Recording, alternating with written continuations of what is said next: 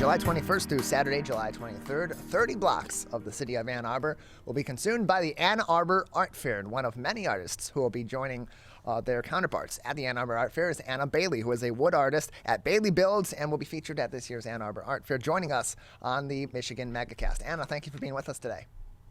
Thank you so much for having me, Tyler. It's a pleasure. A pleasure to have you with us too. So it's really interesting looking at your website, looking at some of your pieces. You do of course wood art, and your company is known as Bailey Builds, and so a lot of these different pieces are kind of malleable and buildable, and they come together into a full piece, but can also be in their individual pieces within that larger piece be individual art as well. So tell us about your art journey. What led you to wood art, and specifically the kind of wood art that you're producing at this time?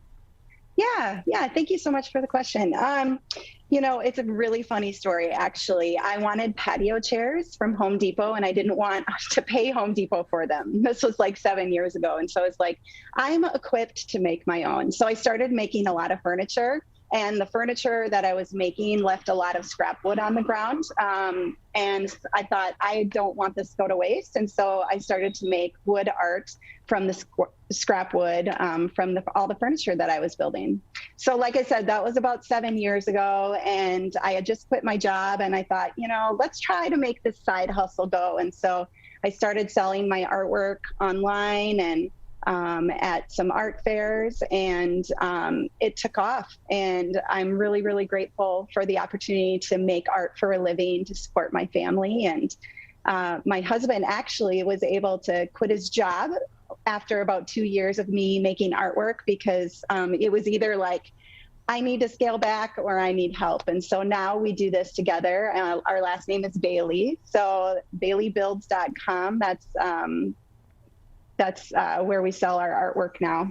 And the specific form of artwork now that I'm making is part of my modern collection that I started about 1.5 years ago as an ode to myself as an artist. I wanted to challenge myself to use the simplest of forms to create beautiful and intricate pieces of wood. So I just use line and circle, and by giving myself those parameters and those boundaries, I've been really able to flourish and create a lot of unique pieces.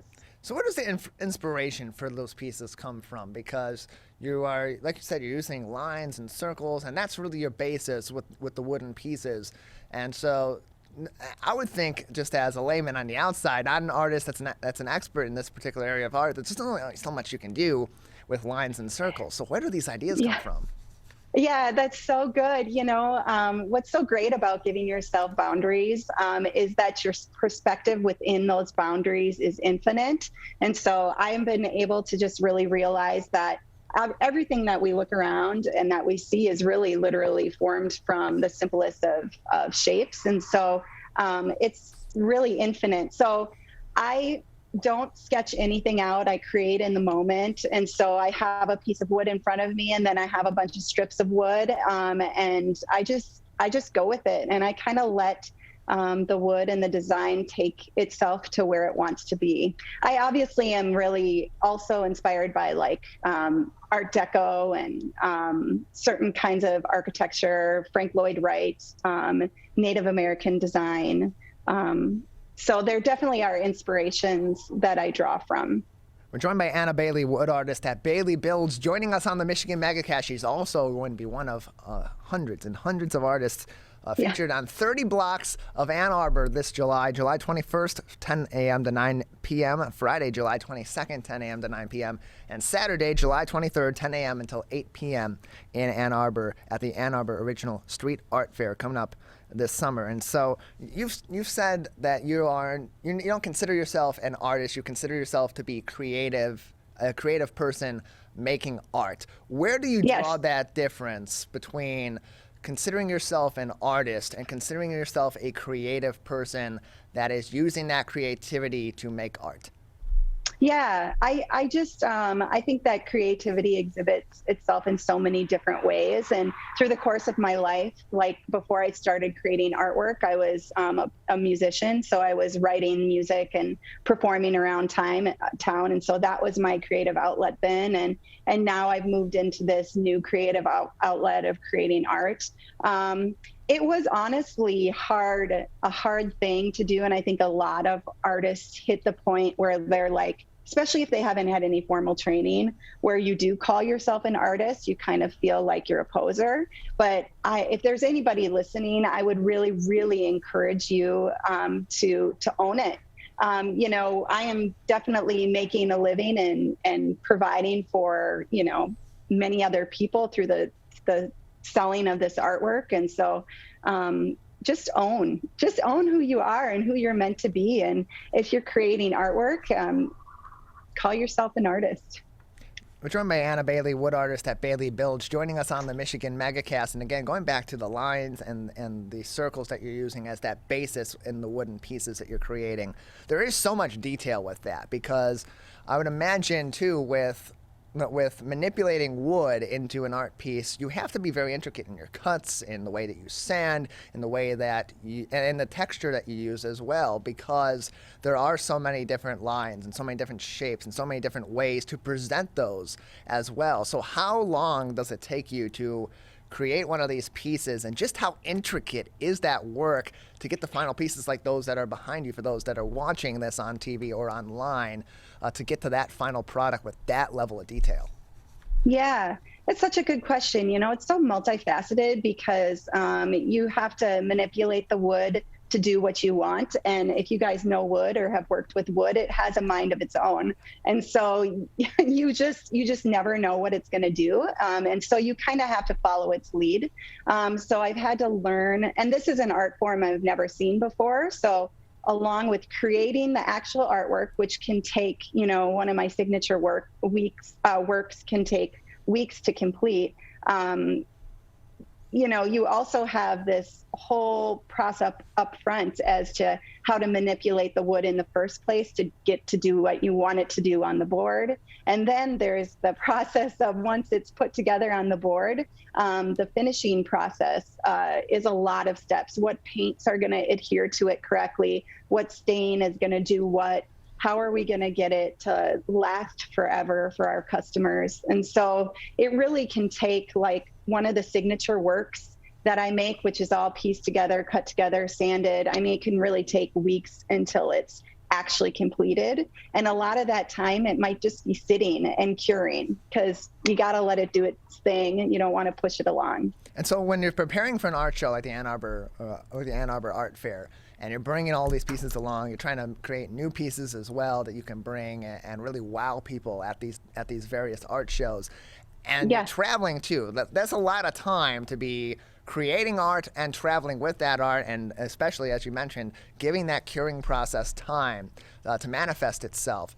So as you're preparing for these art shows, especially in the East and in the Midwest over the summer, where it's peak season for these, how do you then change your process to be able to accommodate both creating these pieces, but also the critical point of selling these pieces at these art shows to people that will really appreciate that art?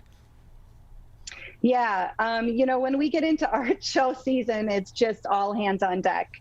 And so I'm grateful. We actually have a team of people that work together to make it happen. So my husband and I, we support our family of four, and then we have seven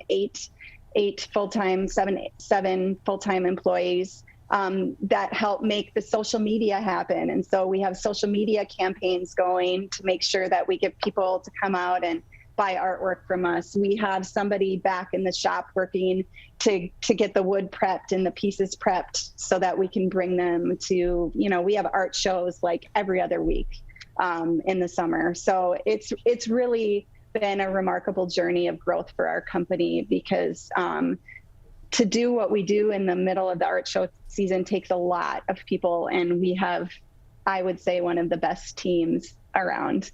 So if I'm hearing that correctly, you're essentially taking your studio on the road with you and creating a makeshift studio in these locations you're going to in order to continue to make this art during the peak season. No, we aren't actually. Okay. So we always come back home. Okay. So we travel to like Ann Arbor and then we come back home.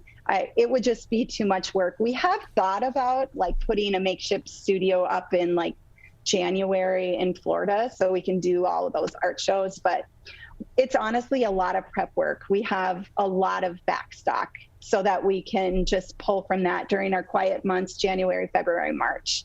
So that when it's art show season, we can just go and grab the next round of art to head to the fair.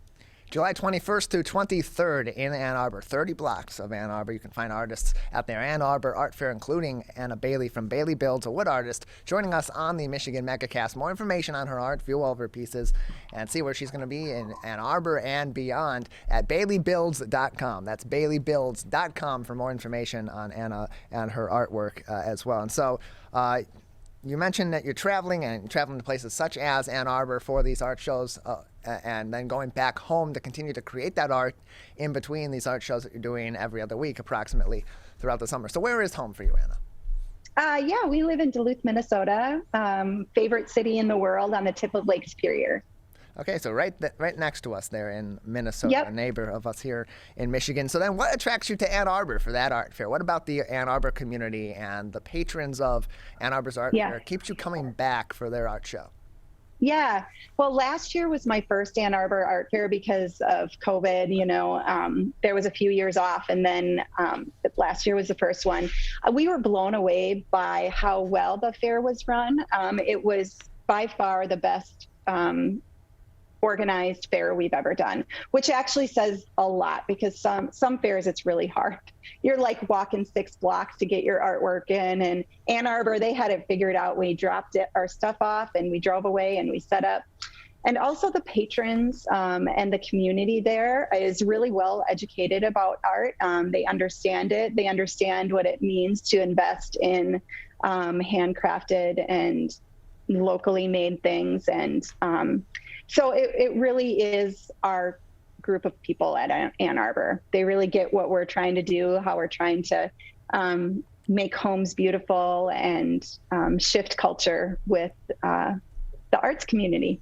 And so you mentioned that you came to Ann Arbor last year for the first time. COVID-19 had an impact on your art show schedule in the years before that. So in a blanket statement, how impactful was COVID-19 on your journey as a professional artist, as a creative? Because for so many people, they took that time that they were outside of their regular social lives and certainly their professional lives to take on more hobbies or to invest in their hobbies and their interests, including art. And so for you as a professional artist during that period of time, having that extra focus outside of the regular world or even the distraction, how did that impact your art? Yeah, well, it required a lot of innovation because how we had run our business previous didn't exist. And so we had to really innovate. And it also, like you said, it gave more time for us, for me to be creative and to spend time creating new things and new designs. And but from a business perspective, we really had to innovate. We had to push our online presence. We had to figure out how to reach more people in the online sphere. And we had to educate them about who we are and to get them to the point where they would want to invest in a piece of our artwork. When you're at an art fair, that's a really easy thing to do, to just connect with your patron and get to know them and tell them your story, and then they walk away with a piece of art. It's a lot harder when you're doing it over the internet. And Michigan loves its art, Ann Arbor loves its art, and there's going to be so many great opportunities in Ann Arbor this July to meet a number of different artists, see such variety at the Ann Arbor Art Fair, including work from Anna Bailey, who joins us on the Michigan Megacast. Anna, anything else for us today we haven't mentioned that you'd like to say to our audience, especially those that may be attending the Ann Arbor Art Fair in July, before we let you go? Just thank you for your support, Michigan. Forever endeavor, we will be back if we keep getting accepted into the Ann Arbor Art Fair, because it's been such a great part of our summer show season. So we hope to see you this summer. Anna, thank you so much for joining us. Thank you, Tyler.